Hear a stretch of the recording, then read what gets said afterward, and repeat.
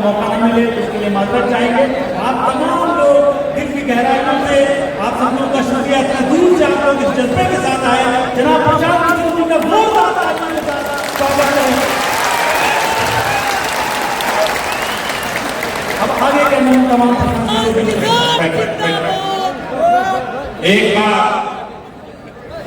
एक बार इस मिट्टी के सम्मान में हम लोग शुरू करेंगे। मैं बोलूंगा जय बिहार, आप सबको बोलो।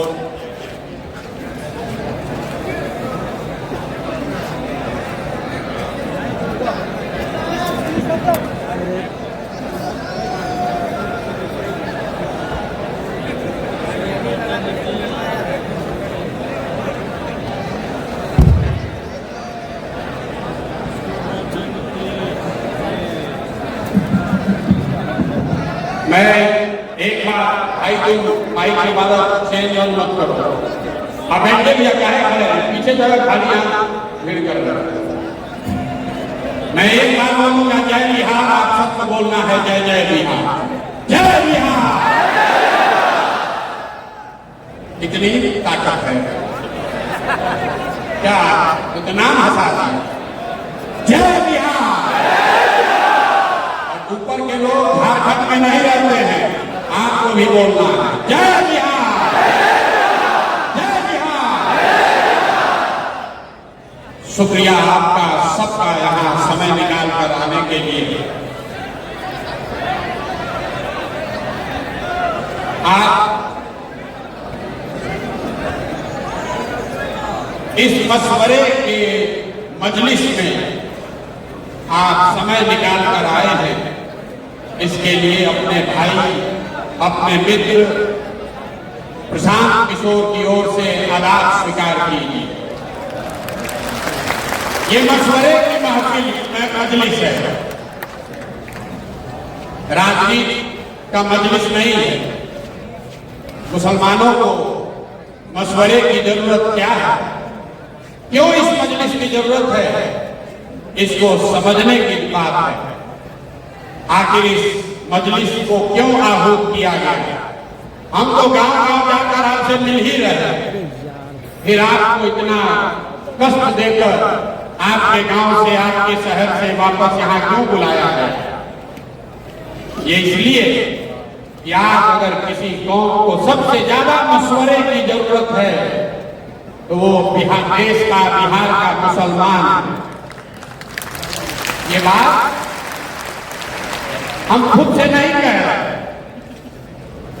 ये पैगंबर साहब ने आपको बताया, जब आगे का रास्ता न दिखे, जब आगे का रास्ता न दिखे तो मशवरे में खैर है, मशवरे में खैर है। इसलिए आज आपको ये तकलीफ दी है, आपको यहाँ पर दावत दिया है, आपको बुलाया है।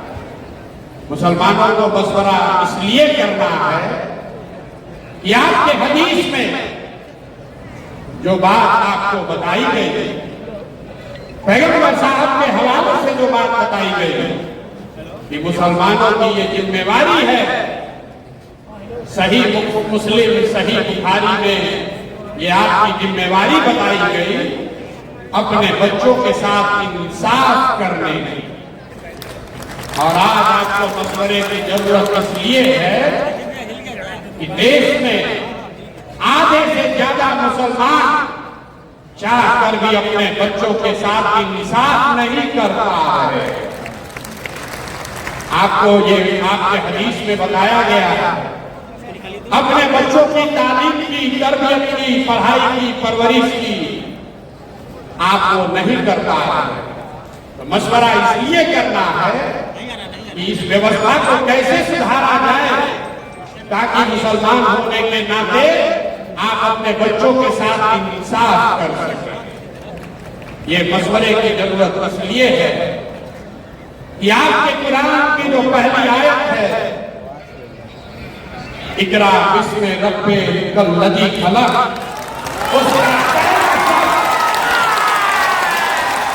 उसका पहला शब्द इकरा, जिसका मतलब है पढ़ो, जिसका मतलब है पढ़ो। और आज बन गए हैं जो देश का सबसे अनपढ़ कौम है। इसलिए आपको मशवरे की जरूरत है। आपको मशवरे की इस मजलिस में आने की इसलिए जरूरत है कि जिस कौम ने, आपके पुरखों ने अपने खून पसीने से इस देश की आजादी में, इस देश को बनाने में कुर्बानी दी, उसी देश के पार्लियामेंट में, उसी देश के पार्लियामेंट से ऐसे कानून बनाए जा रहे हैं जिससे मुसलमानों का एक बड़ा वर्ग अपने आप को असहज महसूस कर रहा है। उसी पार्लियामेंट से CA/NRC का कानून बन गया। उसी पार्लियामेंट से वक्फ बोर्ड की नई कहानी लिखने की कोशिश की जा रही है। इसलिए ये मशवरे का वक्त है। मशवरे का कि इस मजलिस की जरूरत इसलिए है कि 20 करोड़ मुसलमान जिनको आप वोट नहीं देते हैं उसकी बात छोड़िए, कम से कम 10 करोड़ वोट जिसको आपने दिया है, जब कोई गरीब लाचार असहाय मुसलमान रोड पर भीड़ के द्वारा मार दिया जाता है तो आपका 10 करोड़ वोट पाने वाले लोग उसमें से 10 आदमी भी आपके साथ खड़ा नहीं होता। इसलिए मशवरे की जरूरत है। इसलिए ये आज मजलिस बुलाई गई है। इसलिए ये मजलिस बुलाई गई है कि मिलकर मशवरा करके कोई ऐसा रास्ता निकाले कि इन बातों पर अमल किया जा सके। मैं प्रशांत किशोर आपका नेता नहीं हूं, मैं आपका रहनुमा न हूं, न होने का दावा करता। जन सुराज कोई दल नहीं है, जन सुराज दल नहीं है। जन सुराज वो व्यवस्था है, वो सोच है कि इन सारे मशवरे के बाद जो चीज तय की जाए उसको ईमानदारी से जमीन पर अमल किया जा सके। इसलिए मैं वही प्रशांत किशोर हूं जिसने नरेंद्र मोदी को 2014 में चुनाव जीतने में मदद किया। उस नजरिए से यहां बैठे हुए बहुत सारे मुसलमान भाई ये कह सकते हैं कि जिस लड़के ने, जिस शख्स ने नरेंद्र मोदी की मदद की है उसके साथ उसको अपना साथी बनाकर कैसे चले। बात तो ठीक है, मोदी को हमने बनाया नहीं है, लेकिन वहां पहुंचने में अपना कंधा जरूर लगाया है। लेकिन अगर आप मेरे परिचय का ये हिस्सा जानते हैं कि 2014 में हमने मोदी को जिताने में कंधा लगाया है, तो यहां बैठे हुए बहुत सारे शख्स ये भी जानते हैं कि 2015 से 2021 तक इस देश में मोदी और भाजपा जहां कहीं भी चुनाव हारे, हराने वाला दल और नेता कोई भी हो, उन नेताओं और दलों के पीछे भी इसी प्रशांत किशोर ने कंधा लगाया। ये मेरा परिचय है, इसको जान लीजिए। ये परिचय का दोनों पहलू है, इसको अपने कसौटी पर कस लीजिए, आंख बंद करके भरोसा मत कीजिए। मैं यहां आया हूं इस मजलिस में आपको ये कहने कि जन सुराज क्या है, आपकी बदहाली की फटहाली की चर्चा करने आया। उसके कारण बताऊंगा, लेकिन उसके साथ साथ आपको उससे निकलने का रास्ता भी दिखाऊंगा। अगर आपको वो समझ में आए तो आप बिल्कुल इसको अपनाइए, न समझ में आए तो आपसे मेरा कोई शिकवा शिकायत नहीं है। ये वोट मांगने का अभियान नहीं है। मुझे कुछ साथियों ने कहा है कि ये जब आप कहते हैं कि मुझे मुसलमानों का वोट नहीं चाहिए तो मुसलमानों को बहुत बुरा लगता है। हम फिर से दोहरा रहे हैं, मेरे भाई, मुझे आपका वोट नहीं चाहिए, मुझे आपकी दुआ चाहिए। इसलिए यहाँ वोट देने वाले तो तमाम देश में बैठे हुए, हम आपकी दुआ लेने आए और आपकी दुआ से बिहार में वो व्यवस्था बनाएंगे कि जो चीज आप वर्षों से दशकों से अपने बच्चों के लिए करना चाहते हैं वो करके आपको दिखाया जाएगा। और एक और भरोसा रखिए, जो लोग भी प्रशांत किशोर को जानते हैं, अगर हमने आपकी मदद से, आपके दुआओं से बिहार में ये व्यवस्था बना दी तो लिख के रखिए, ये बिहार से शुरू हो रहा है लेकिन बिहार में रुकेगा नहीं, ये रुकने वाला नहीं है। इसलिए आपको आज दावत देकर बुलाया। सबसे पहले ये आप समझिए कि मुसलमानों की इतनी दुर्दशा है क्यों? जो आदमी जो वक्ता खड़ा होता है, तकरीर करता है, वो यही बताता है मुसलमानों को किसने ठगा, मुसलमानों को सबने ठगा, हम लोग की हालत बहुत खराब है, कैसे इससे बाहर निकले। आप में से कोई लोग कांग्रेस को दोषी बता रहे हैं, कुछ लोग बता रहे हैं कि लालू जी ने ठग लिया, कोई नीतीश को दोष दे रहा है, भाजपा को तो लोग बता ही रहे हैं। लेकिन जो मैं बात गांव-गांव में घूमकर कहता हूं, मैं आपको बता रहा हूं मुसलमानों की बदहाली क्यों है। मुसलमानों की ये बदहाली इसलिए है कि आपके कौम में पैगंबर साहब ने बताया कि जिस कौम को अपने रहनुमाओं की समझ न हो उसके ऊपर जालिम हुक्मरानों को मुसल्लत कर दिया जाता है।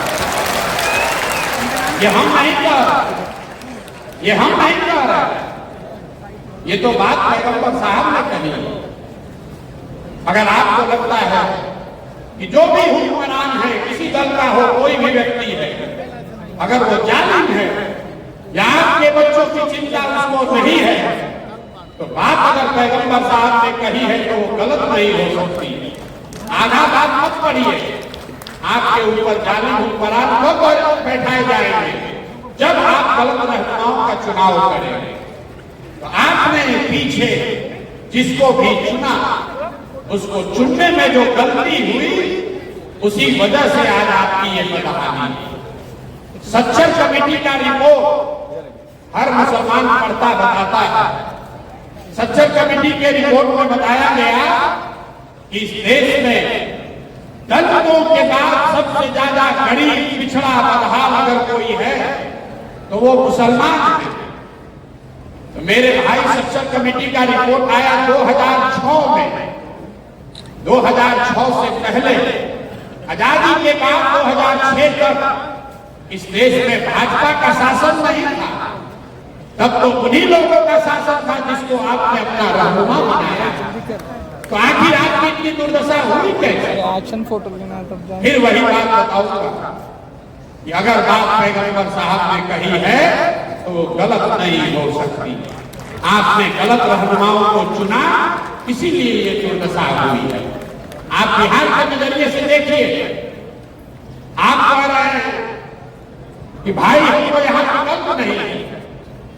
मेरे आपको 2014 में नीतीश कुमार के तौर पर एक विकल्प मिला था।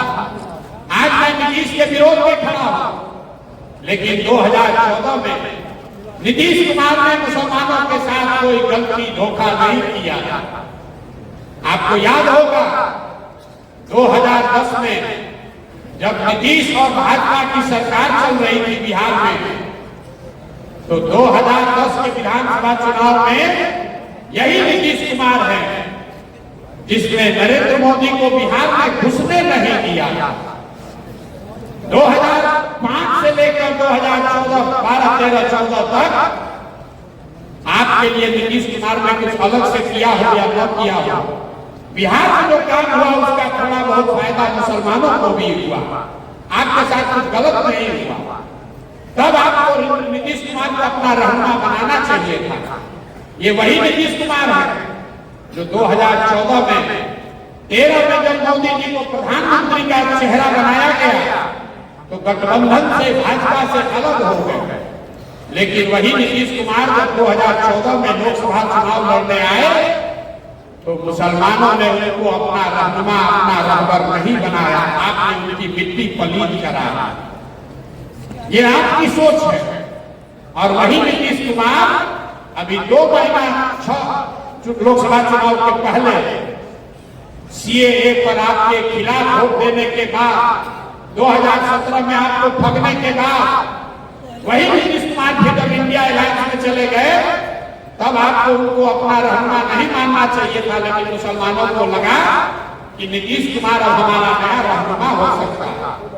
तो जब नीतीश कुमार को रहनुमा बनाना चाहिए था तब आपने नीतीश को छोड़कर लालटेन पकड़ लिया, और जब नीतीश पर भरोसा नहीं करना चाहिए था तब आप उसमें रहनुमा खोज रहे थे। इसलिए आपको दोनों बार ठगना सहन करना पड़ा।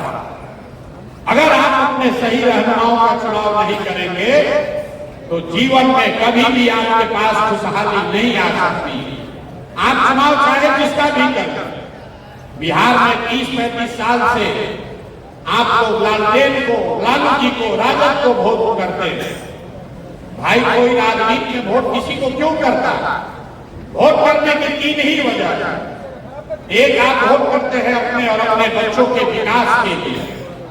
दूसरा, आप वोट करते हैं अपनी राजनीतिक भागीदारी के लिए। तीसरा, आप वोट करते हैं अपने राजनीतिक विरोधी को हराने के लिए। आप छोड़िए जन स्वराज की बात, आप इन तीनों पैमानों पर अपने 30 वर्ष के निर्णयों को कसकर देखिए। विकास आपको मिला नहीं। आज बिहार में दलितों के बाद सबसे गरीब और पिछड़ा अगर कोई है तो मुसलमान है। यहाँ बैठा हुआ हर मुसलमान मानेगा कि लालू जी के राज में मुसलमानों का कोई विकास नहीं हुआ, लेकिन फिर मुसलमान कहता है चलिए विकास नहीं हुआ, कम से कम हमको अपनी सुरक्षा है, हमारी भागीदारी है, हमारे दल का की सरकार है। तो उस चीज को जांच कर देखिए। आबादी के हिसाब से मुसलमानों के 40 विधायक होने चाहिए। 40 विधायक होना चाहिए बिहार के मुस्लिम समाज का, है 19। लेकिन ये चिंता का कारण नहीं है। यह आपको चिंता का कारण लगता है कि मुसलमानों के विधायक 40 नहीं है। वो इसलिए नहीं है कि दल वाले आपको टिकट नहीं देते। चिंता का कारण क्या है ये मैं आपको अभी बताता हूं। बिहार में आबादी के हिसाब से 1650 के आसपास मुखिया और सरपंच होने चाहिए, लेकिन बिहार में 1200 से कम मुखिया ही मुस्लिम समाज के हैं। बिहार में आबादी के हिसाब से 27,500 वार्ड सदस्य मुस्लिम होने चाहिए, हैं 11,000 से कम। ऐसा क्यों है? वहां तो आपको आरजेडी का टिकट का इंतजार नहीं करना। ये आंकड़ा बता रहा है कि कहीं न कहीं मुस्लिम समाज में राजनीति को लेकर जो जागरूकता होनी चाहिए वो खत्म हो गई। ये सबसे बड़ा नुकसान आपको आरजेडी ने किया। आपको विकास दिया या न दिया, आपको ये राजनीतिक मानसिक गुलामी दे दी, जिसमें ये बता दिया कि अगर जीवन में आगे बढ़ना है तो राजनीति हमको करने दो, हमारा झंडा लेकर पीछे जीवन भर चलते रहो। इसीलिए आपके बच्चे विधायक छोड़िए, वो वार्ड सदस्य और मुखिया का चुनाव भी लड़ने का हिम्मत नहीं दिखाता। तो विकास आपको मिला नहीं, भागीदारी आपके पास है नहीं। सब सुनने के बाद भी मुसलमान कहता है चलिए कम से कम भाजपा को हरा दीजिए, हम लोग को उसी में खुशी। तो उस नजरिए से भी देखिए 1990 में जब आपने लालू जी को वोट देना शुरू किया तब भाजपा का बिहार में 0 सांसद था और देश में 2 सांसद, और आज 30 वर्ष भाजपा के विरोध में आपके वोट देने के बाद भी इस राज्य में भाजपा गठबंधन 30 सांसद है और देश में 240। तो भैया आपको विकास मिला नहीं, भागीदारी मिली नहीं और भाजपा को आप हरा पाए नहीं, तो आप क्यों उसी लकीर पर चले जा रहे? इसलिए मशवरे की जरूरत है कि बैठिए, मशवरा कीजिए कि कोई दूसरा रास्ता है या नहीं। आपको क्या बताया गया? रास्ता न दिखे तो साहिबे अक्ल से जाकर मशवरा करो। साहिब अक्ल से जो समझदार लोग हैं उनसे जाकर मशवरा करो, लेकिन मुसलमान आज मशवरा नहीं करना चाहता, बैठा हुआ है, वो जद्दोजहद नहीं करना चाहता। उसको भाजपा का डर दिखाकर ये राजनीतिक बंधुआ मजदूर बना दिया गया, इसलिए ये जनसुराज की व्यवस्था बनाई जाए। अब हम आपको आपकी परिस्थिति पर चर्चा करने के लिए खाली नहीं बुलाया, आपको अभी इससे निकलने का रास्ता भी बताएंगे।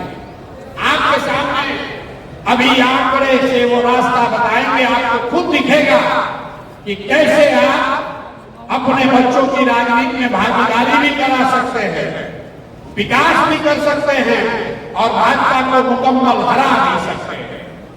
तो जिसको जिसको ये समझना है, अभी तक आप ये जानते हैं कि अगर भाजपा को हराना है तो एक वाई समीकरण चाहिए।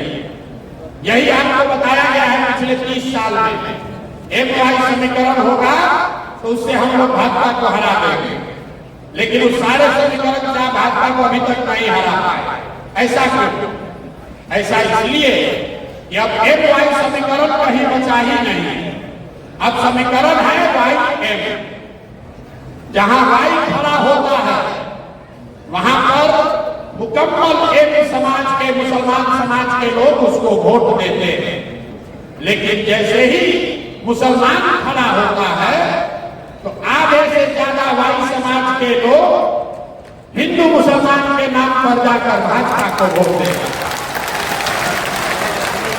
अब तुरंत कोई कहेगा कि ये तो यादव लोग हमको धोखा दे रहे, नहीं, ये यादवों की गलती नहीं है। अगर ये समीकरण आप सवर्ण के साथ, ब्राह्मण के साथ, दलित के साथ, कुशवाहा के साथ बना लीजिए तो भी यही होगा।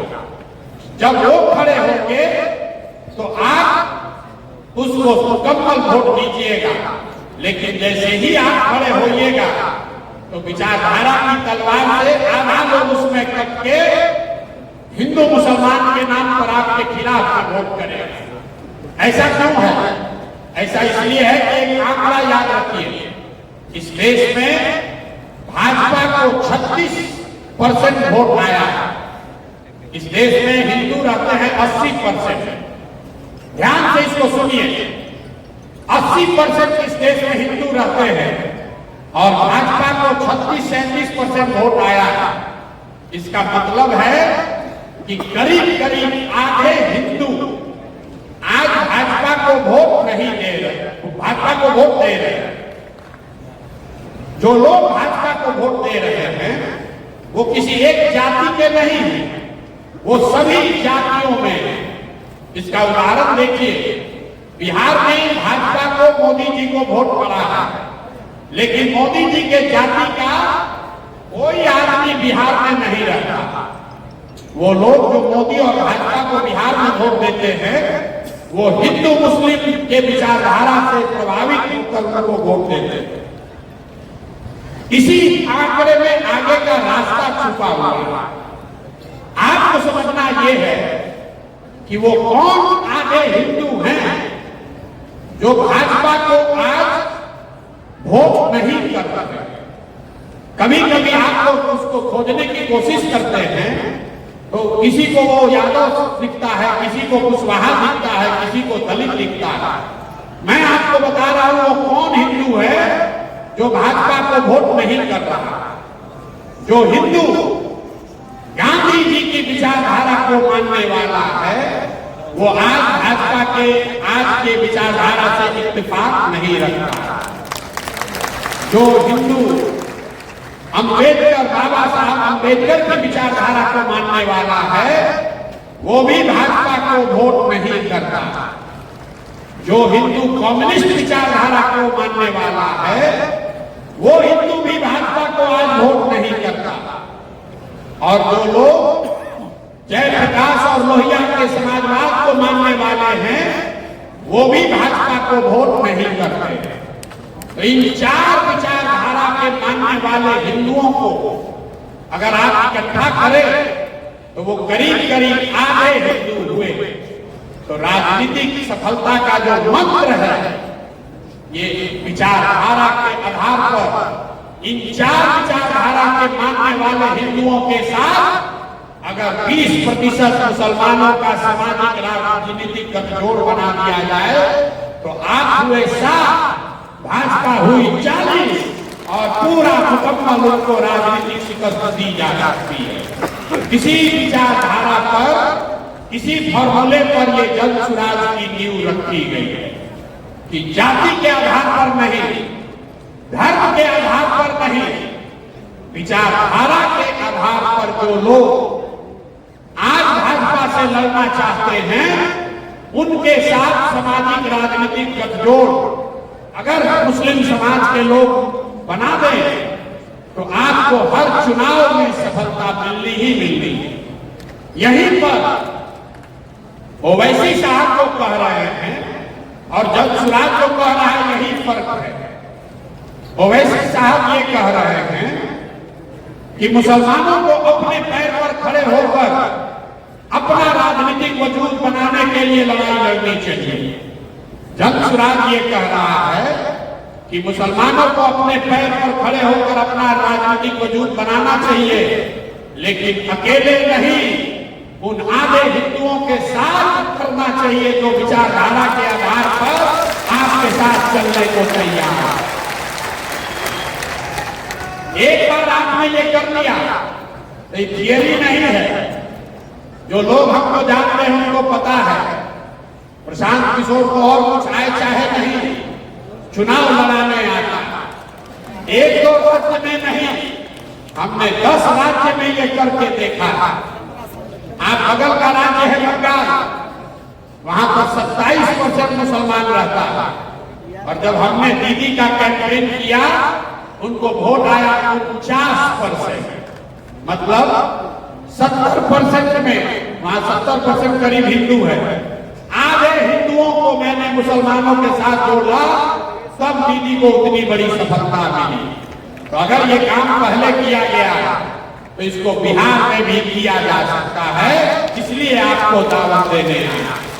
इस चीज को आप साथ कीजिए और आपको सफलता मिलेगी ही मिलेगी। लोहे को लोहा काटता है। आपकी जिनसे लड़ाई है वो विचारधारा आधारित व्यवस्था। आपकी लड़ाई भाजपा से नहीं है, आपकी लड़ाई मोदी शाह से नहीं है, आपकी लड़ाई संघ से है जो विचारधारा आधारित व्यवस्था। वो एक दिन में गांधी मैदान में रैली करके नहीं बना, वो एक चुनाव के लिए नहीं बना, वो पिछले 40-50 सालों में उस विचारधारा के मानने वाले लोगों ने एक कतरा करके धीरे धीरे उसको बनाया। तो अगर संघ की विचारधारा से लड़ना चाहते हैं तो उसका एक ही हथियार है, महात्मा गांधी की विचारधारा को पुनर्जीवित किया जाए। वही एक धारा है, दूसरा कोई उपाय नहीं। तो जन सुराज वही प्रयास है, महात्मा गांधी की विचारधारा को फिर से पुनर्जीवित किया जाए, जिसमें गांधी, अम्बेडकर, कम्युनिस्ट और समाजवाद को मानने वाले लोग मुसलमानों के साथ मिलकर सामाजिक राजनीतिक ऐसा गठजोड़ बनाए जिसको कोई चुनाव में हरा नहीं सकता। इसीलिए मैं रोज कहता हूं कि जीतेगा जन सुराज ही, जीतेगा जन सुराज ही। जब मैं कहता हूं मुसलमानों का वोट नहीं चाहिए, उसके पीछे भी यही सोच है। हम कितना भी समझा लें, अगर आप हमको वोट नहीं भी दीजिएगा तो भी जो ये विचारधारा के आधार पर हिंदू लड़ रहे हैं आज भाजपा से, वो जन सुराज के हिस्सा हैं और उनकी ताकत से, उनकी मदद से आपको निश्चित तौर पर बिहार में अगले साल जीत कर हम दिखाएंगे। अगर आपने तय किया, अगर आपने तय किया, आपने अपना कंधा लगाया तो निश्चित तौर पर ये लड़ाई हमारे लिए थोड़ी आसान हो जाएगी। लेकिन अगर आप तय नहीं कर पाए, आपने हमको साथ देने का भी मन नहीं बनाया, तो भी आपसे हमको कोई शिकवा शिकायत नहीं है। जीतने के बाद आपको फिर से निमंत्रण देंगे, फिर से बुलाएंगे और फिर से आपसे आग्रह करेंगे कि हमारे साथ चलिए। उस समय भी आपको साथ लेकर चलेंगे। फर्क बस इतना है कि जब चुनाव जीतने के बाद आपको बुलाएंगे तो ये जो 2 वर्ष आपने कंधा नहीं लगाया, इसका आपसे हर्जाना पूरा वसूलेंगे। इसका हर्जाना वसूलेंगे भाई, मुफ्त में कुछ नहीं मिलता। आज साथ में चलिएगा तो कोई हर्जाना नहीं, जीतने के बाद आइएगा तो इसी सभागार में, आपके गांव में, जहां पर भी आपको साथ लेकर चलने आएंगे, वहां पर अपने खर्चा से सेवई का व्यवस्था करके रखिएगा। क्योंकि जीत के खुशी का सेवई भी आपसे ही खाएंगे और फिर आपको साथ लेकर चलेंगे। तय आपको करना है, अभी साथ में चलना है, लब्बैक अभी करना है कि चुनाव के बाद करना है? लब्बैक अभी करना है कि चुनाव के बाद करना है? हाथ उठाकर बताइए, हाथ उठाकर जिसको लब्बैक करना है बताइए, खड़े होगा, खड़े होगा।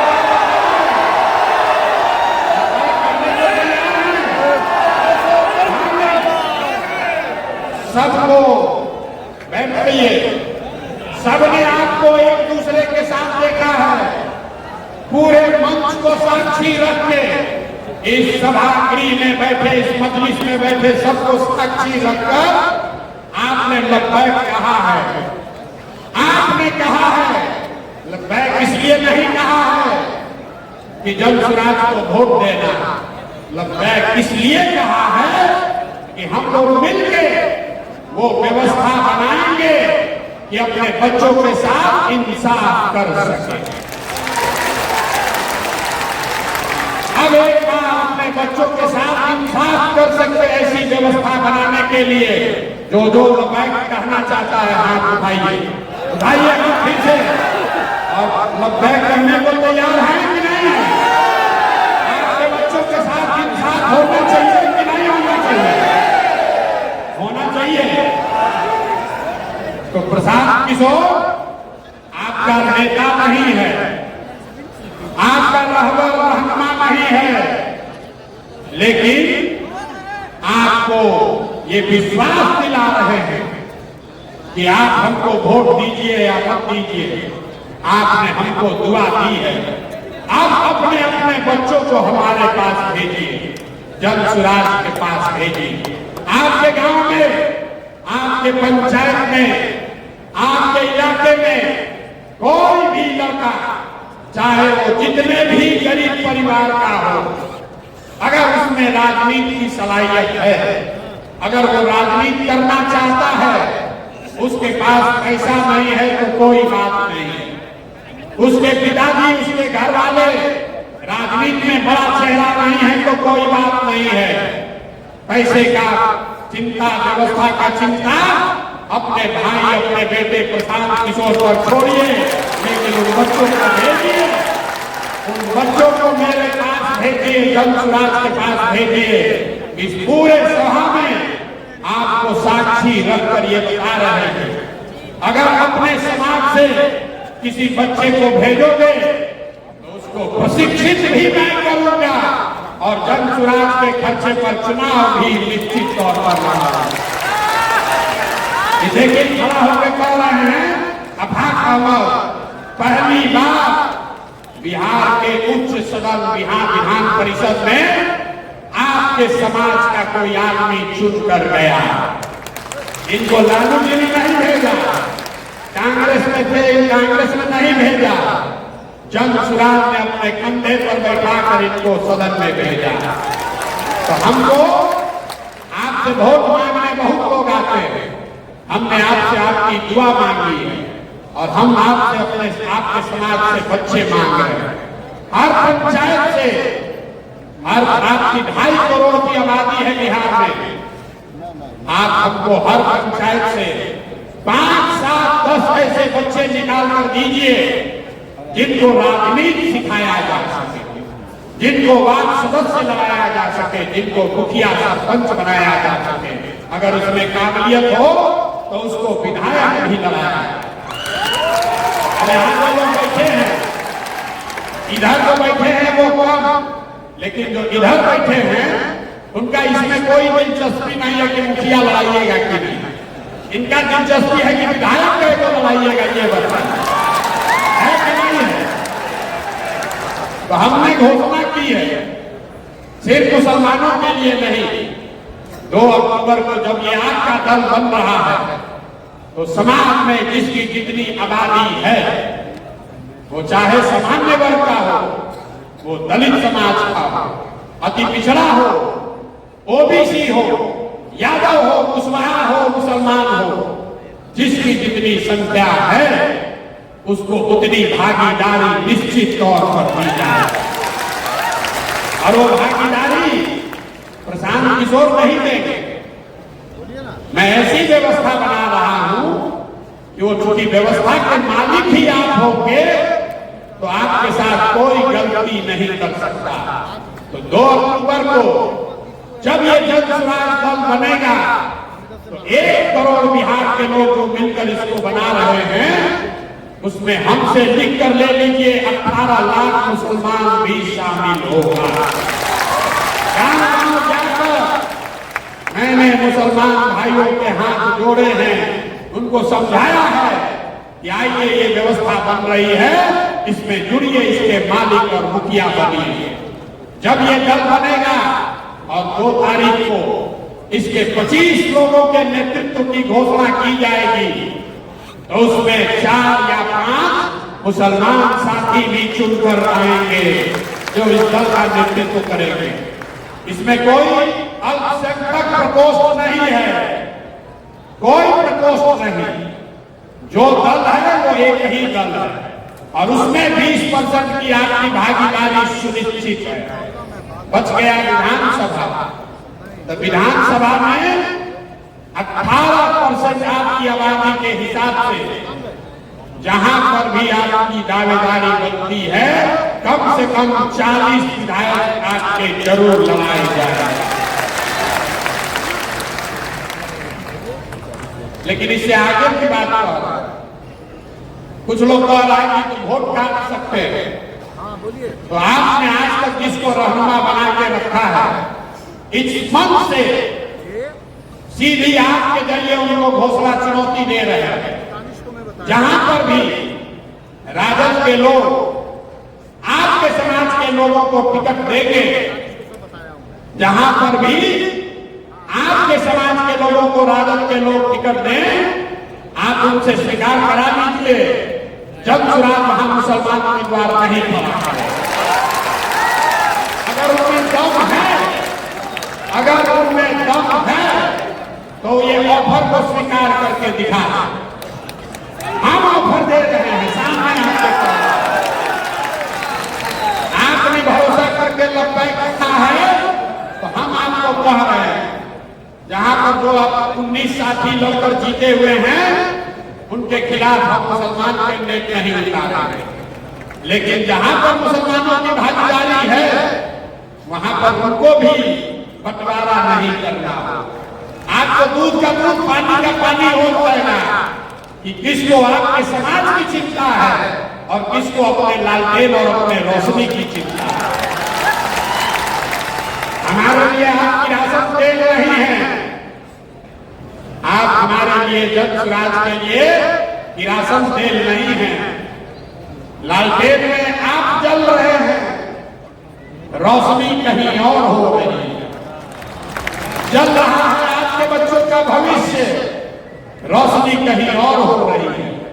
तो मेरे भाई जगिए और इस तरह के मशवरे गांव-गांव में, ये मशवरे की मजलिस इसका आज आगाज कर रहे हैं।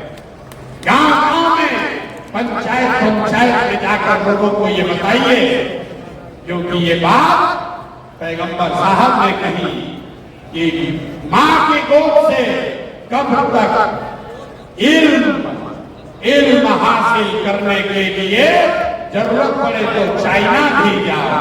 आप तो बापू सभागार में आए, आपके अपने समाज में बच्चों के राजनीतिक इल्म की व्यवस्था करने की जिम्मेवारी जन स्वराज की है। अगर उसमें क्षमता है तो उसको चुनाव लड़ाने की गारंटी भी जन स्वराज की है। और अगर जन स्वराज से प्रशांत किशोर चुनाव लड़ा रहे हैं तो 10 वर्ष में आपने देखा है एक बार इसका हाथ पकड़कर हमने चुनाव लड़ाया है। जीतना हारना तो ऊपर वाले के हाथ में है, लेकिन लिख कर रखिए कि अगर चुनाव लड़ाएंगे तो सामने वाले का दांत खट्टा करके दिखाएंगे। अब एक दो साथियों का मैं परिचय कराना चाहता हूं। एक साथी अभी 2 दिन पहले जुड़े हैं, मैं चाहूंगा कि 2 मिनट एक बार आप लोग जोरदार तालियों से इनका स्वागत कीजिए और 2 मिनट में इनसे चाहूंगा कि ये बताएं कि 10 वर्षों से संघर्ष के बाद इनकी पार्टी है क्यों जनसुराज में जुड़ रहे हैं।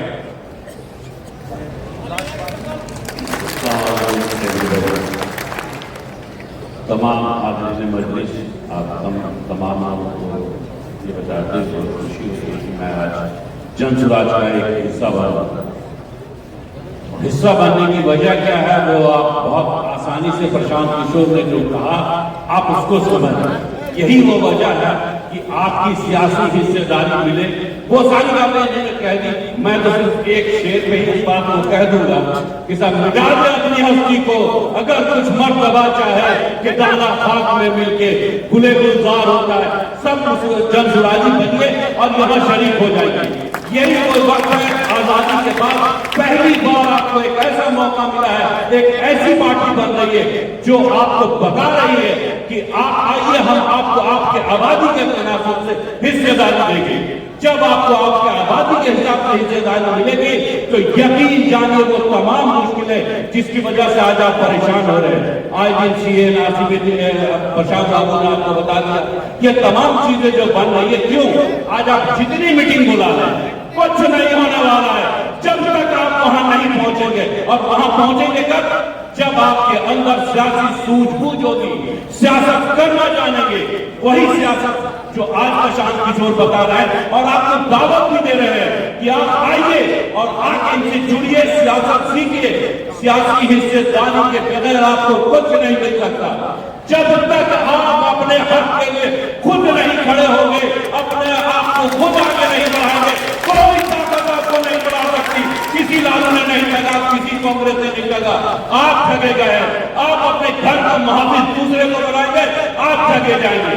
आज जिस तरीके से खुले दिल से कह रहे हैं प्रशांत जी, अगर इस वक्त हम नहीं आए और हम नहीं सुधरे तो यकीन जानिए दुनिया की कोई ताकत हमको नहीं सुधा सकती। यही बहुत कह करके मैं अपनी बात खत्म करता हूँ और शुक्रिया।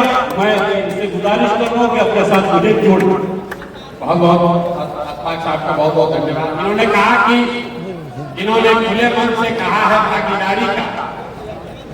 इस देश में भागीदारी की बात पहले नहीं हुई। हम सिर्फ भागीदारी की बात नहीं कर रहे, हम आपको सिर्फ टिकट नहीं देंगे, आपको अपने खर्चे पर, जनसुराज के खर्चे पर लड़ाएंगे। सिर्फ भागीदारी की बात नहीं है।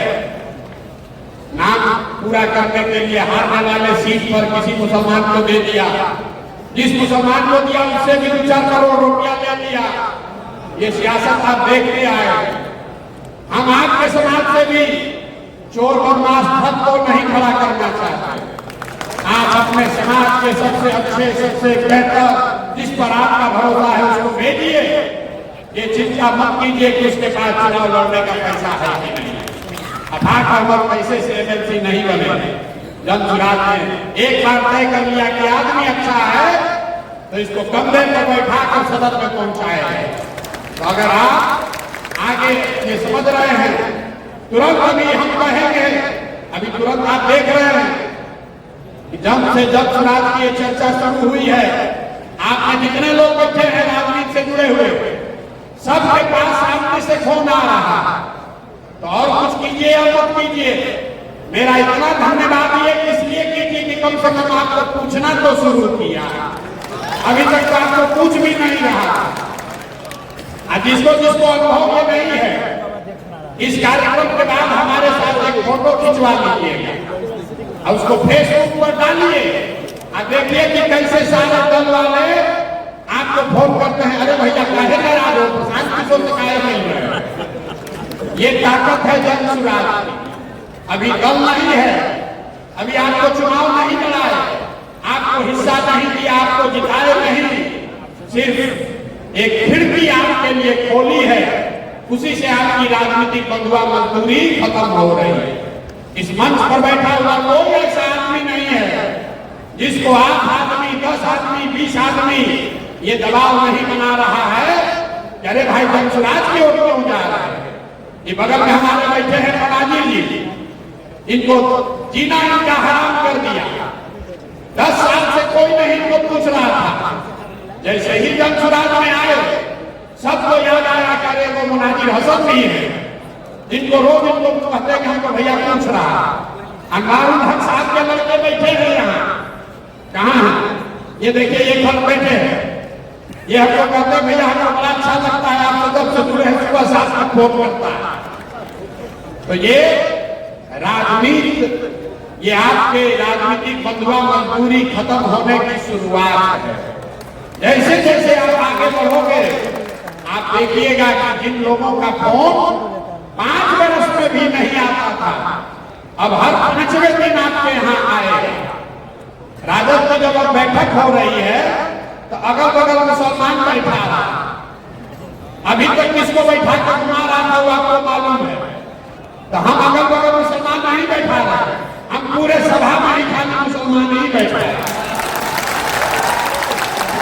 आज के जमाने में लोग कहता है कि मुसलमान बगल में रहेगा तो पोलराइज हो जाएगा, और नेताओं का तो छोड़िए मुसलमान भी कहता है कि भैया हम लोग बगल में दिखेंगे तो पोलराइज हो जाएगा। हम आपको खुले मन से कह रहे हैं मीडिया कैमरा के सामने, आप आइए बैठिए हमारे साथ, कोई पोलराइज नहीं होने वाला, कोई नहीं पोलराइज होने वाला, हम नहीं डरते हैं। बिल्कुल आपने लब्बैक कहा है तो एक ही वादा आपको कर रहे हैं, जिस ईमानदारी और शुद्धता से इस अभियान को शुरू किया है, जीवन में चाहे कुछ भी हो जाए उस ईमानदारी और शुद्धता में आंच नहीं आने देंगे। एक पैसा भी आगे पीछे नहीं हो सकता। आपको तय करना है कि आपको ईमानदार प्रयास के साथ चलना है कि मजबूत दिखने वाले प्रयास के साथ चलना है। एक नए पौधे को सींचना है कि पुराने मरे हुए पेड़ को सींचना है। इस पौधे को सींचिएगा तो यही बड़ा होकर फल भी देगा और आपको बुढ़ापे में छाया भी देगा, और नहीं मरे हुए पेड़ में खून भी से भी सींचिएगा तो उसमें न फल लगने वाला है न उसमें आपको छाया मिलने वाली है। अब 2 मिनट आप यहाँ अलीगढ़ मुस्लिम यूनिवर्सिटी के प्रोफेसर आए हुए हैं हक साहब, मैं उनसे गुजारिश करूंगा कि 2 शब्द अपने रखें, और आप इतनी दूर से आए हैं तो 10 मिनट और रहकर सबकी बात सुनिए, खाली हमारी बात सुनने से नहीं होगा। 2 मिनट हक साहब की बात सुनिए। एक बार जोरदार ताली बजाकर इनका अभिवादन।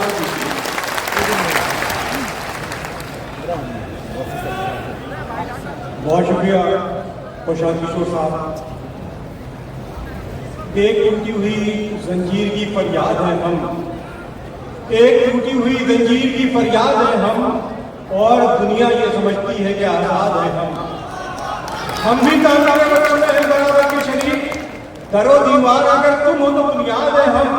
क्यों हमें लोग समझते हैं यहाँ परदेसी, एक मुद्दत से इसी मुल्क में आबाद है हम, और हमको इस दौरे तरक्की ने दिया क्या मेराज, कल भी बर्बाद थे और आज भी बर्बाद।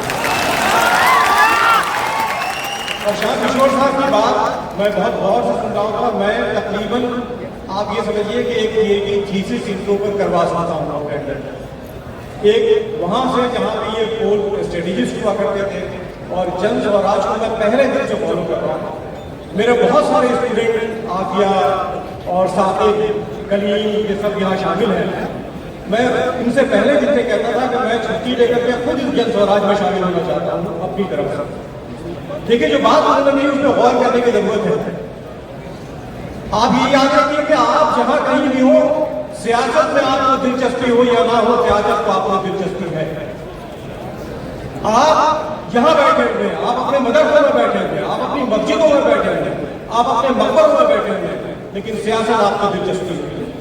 और जो कौमें सियासत का शऊर नहीं रखती और सियासत में दिलचस्पी नहीं लेती, वो कौमें इक़्तिदार से दूर हो जाती है। अच्छे फैसले नहीं करते, वो फिर वही की बात कर रहे थे, बदवा दूर हो जाती है। आपके सामने मेरे आने का सबसे बड़ा मकसद ये है कि आपने वो नैरेटिव डेवलप किया है और जिस बोल्डनेस के साथ आप खड़े हुए हैं, वो जाति जमातें जो अपने आप को सेकुलर कहती हैं, आज की तारीख में किसी मुसलमान मुकर्रिर को, किसी मुसलमान लीडर को अपने साथ खड़ा करने के गुरेज करते हैं। ऐसे वक्त में आपके सामने जिस तरह से प्रशांत किशोर साहब ने आपको ये कहा कि आप आइए हमारे साथ खड़े होइए, कोई पोलराइजेशन नहीं होगा, मैं ये समझता हूँ कि ये बहुत बड़ी उम्मीद की बात है और उस नैरेटिव को चेंज करने की बात है। ये जन स्वराज की आप ये देख रहे हैं महात्मा गांधी की तस्वीर, आप देखिए अगर महात्मा गांधी को आप पॉलिटिक्स का सिंबल बनाएंगे तो वो पॉलिटिक्स जो नाथूराम गोडसे की पॉलिटिक्स है वो खुद ही मार कर बनाएंगे। मैं इसलिए समझता हूँ कि प्रशांत किशोर साहब के साथ आने की जरूरत है। मैं चंद मसाइल की तरफ आपको पहुंचा चाहता हूँ। प्रशांत किशोर साहब, हमें बहुत अफसोस होता है उस वक्त जब सियासी जमात में या पॉलिटिकल लीडर्स मुसलमानों को उन इश्यूज में खामोश रहते हैं जिन पे बहुत बोलना चाहिए। आज हमारा घर का बच्चा अगर निकलता है तो माँ ये सोचती है कि वो ट्रेन में जा रहा है, कहीं कोई पुलिस वाला उसे ये गोली ना मार दे, उसका नाम पूछ कर। जब वो घर से निकलता है तो माँ ये सोचती है कि कहीं लिंच मौत का सामना ना हो जाए। और ये हिंदुस्तान में दूसरे सूबे में भी लिंचिंग हुई है, उसमें जो मुजरिमाना खामोशी, जो क्रिमिनल साइलेंस मेंटेन करते हैं पॉलिटिकल पार्टी के लीडर्स और जो वोट देते हैं उनकी मरम्मत करनी चाहिए। दूसरी अहम बात, हमारे नौजवानों की बहुत बड़ी तादाद में गिरफ्तारियां हो रही है, उसमें हम जानते हैं कि वो इनोसेंट है। इस पे बहुत सारे ऐसे गार्जियन आपको मिल जाएंगे जो आपसे आके बताएंगे कि उनको बेजा जेलों में डाल दिया गया, उनका केस करने वाला कोई नहीं। नौजवानों की बेजा गिरफ्तारियां मुसलमानों के लिए एक बड़ा मसला बना हुआ है। और उसमें सिर्फ ये कि कुछ किसी इलाके में कुछ लोग अगर पॉलिटिकल एक्टिविस्ट होते हैं, उन्हें गिरफ्तार करके जेल में डाल दिया जाता है, तो उस इलाके में नौजवानों का हौसला टूट जाता है और वो फिर अपने आप को विड्रॉ कर लेते हैं। मुझे बहुत खुशी की बात है, एक बहुत बड़ी तादाद में नौजवान आपके साथ। और तीसरी अहम बात कि आपने पॉलिटिकल लीडरशिप, ये जो स्टूडेंट्स की जो जामिया अलीगढ़ यूनिवर्सिटी और जवाहरलाल नेहरू यूनिवर्सिटी के तलबा व तालिबात जिनको आपने पॉलिटिकल लीडरशिप की ट्रेनिंग दी है, मैं ये समझता हूँ कि आने वाले दिनों में ये न सिर्फ बिहार का बल्कि हिंदुस्तान का मुस्तकबिल है। और आखिरी बात मैं ये कहना चाहता हूँ, क्योंकि वह बहुत कम है, प्रशांत किशोर साहब अपनी बात कह चुके हैं, अब कुछ बोलने की गुंजाइश नहीं है। मैं आखिरी बात आपके सामने ये रखना चाहता हूँ कि देखिए जो अम्बेडकर ने कहा था, डॉक्टर अम्बेडकर ने कि पॉलिटिकल पावर का मास्टर की, उन्होंने कहा था कि जो सियासी ताकत है वो मास्टर की है, वो कुंजी है, यानी वो कुंजी के तमाम तरक्की की राहें खुल जाती हैं।